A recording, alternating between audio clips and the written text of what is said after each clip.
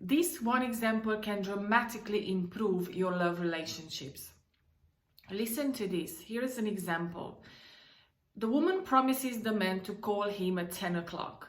For any reason, she doesn't. Man looks at the phone, says she didn't call, and then moves on with his day.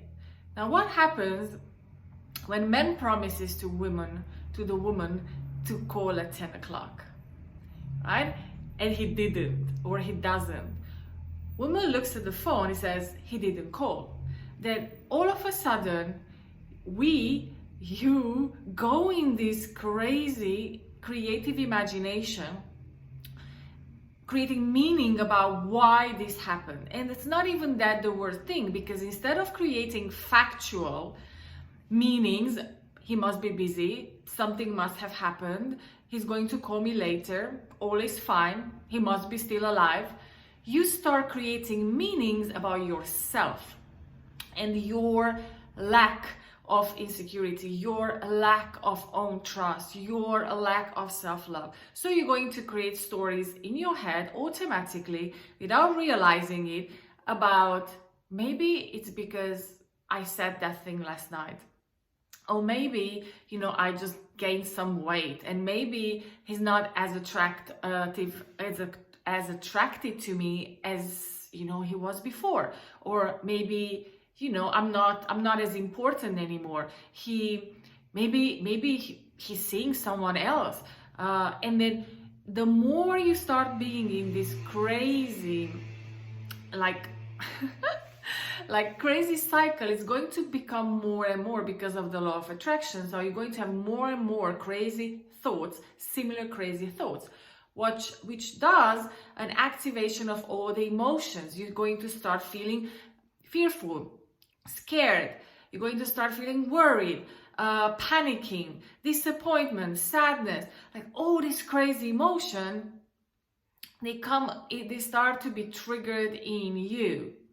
Now, what happens when he actually calls, maybe half an hour later? You are already in this crazy, frantic state of mind and state of your emotions.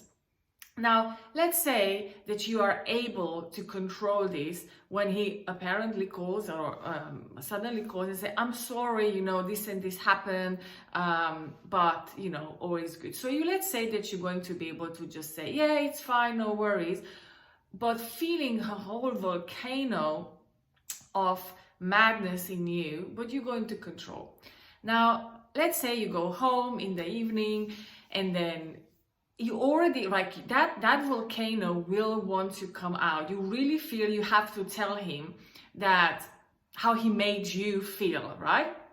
So basically that's his fault that you feel unimportant, and then you are not a priority, and then, you want to really make sure that what's wrong, So let's say all this is in your world, and then he comes home, and then he's in a good mood. He just wants to have a nice evening with you, just watch a film.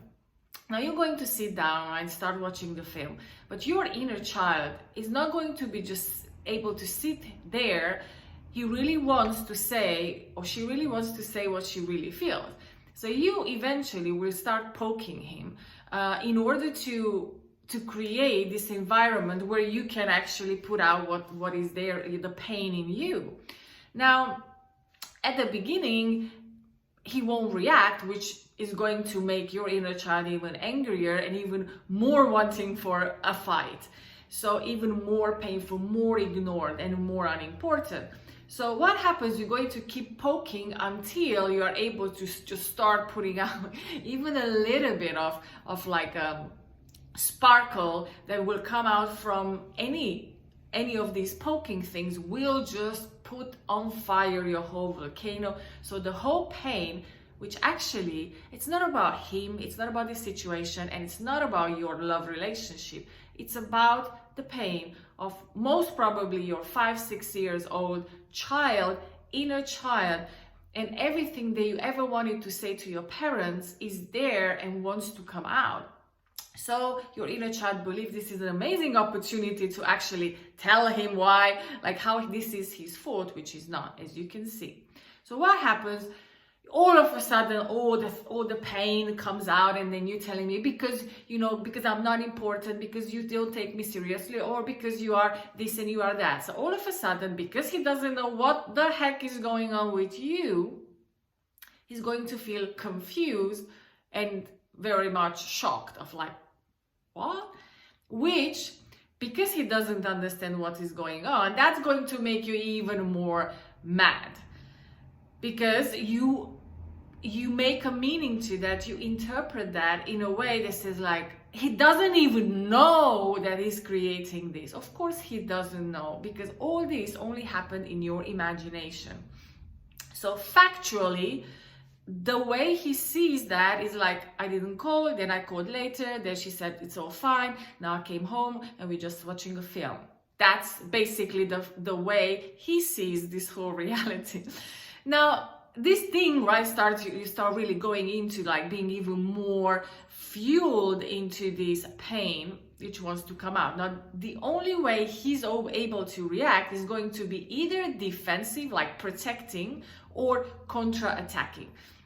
So now you really have this amazing, juicy thing to start fighting over. So if you trigger him into his own, you are not enough, you don't even understand what I'm talking about, and then you are irresponsible, you don't love me enough, right? That's going to trigger him in his not enoughness from his childhood, where he was told of how not important and enough is, and how irresponsible is in, not doing the homework or the housework, or, not showing up for the sister or whatever, right? So now his own pain from the childhood is up and alive and ready to be put out there to be healed. Now, all of a sudden, there's two children in their own pain trying to point to the other as being the reason for their pain, which is not, as you can see.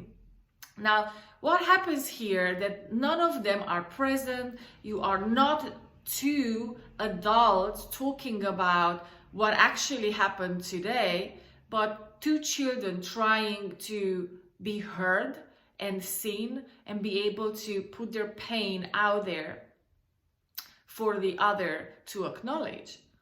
So of course this usually escalates, and because you're going to say things that you don't really mean, because it's not about the other person, it's your own pain. As I said, most probably things that you were never able to say to your parents, like how much they ignored you, how much you felt emotionally, or how they were emotionally unavailable, and how much they made you suffer, and how lonely you felt, and how ignored and unimportant and unloved.